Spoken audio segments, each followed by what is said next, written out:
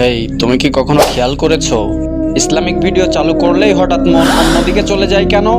তুমি স্ক্রল করছিলে, সবকিছুই ঠিক ছিল, কিন্তু ইসলামিক ভিডিও সামনে আসতেই মনে হলো পরে দেখবো। কেন পরে দেখবো? এই চিন্তাটা তোমার না, এটা শয়তানের প্রথম ফাঁদ। তুমি ভিডিওটা দেখতে গেলে হঠাৎ নোটিফিকেশন, হঠাৎ অন্য ভিডিও, হঠাৎ বিরক্তি। আর যখন তুমি শেয়ার করতে চাও, সাবস্ক্রাইব করতে চাও, ঠিক তখনই শয়তান বলে এতে তোমার কি লাভ। কারণ সে জানে এই একটি ক্লিক তোমার জীবনের পরিবর্তন শুরু করতে পারে। আজ যদি তুমি এই ভিডিওটা শেষ পর্যন্ত দেখো, একটা শেয়ার করো, তাহলে মনে রেখো তুমি শয়তানের বিরুদ্ধে জিতে গেছো।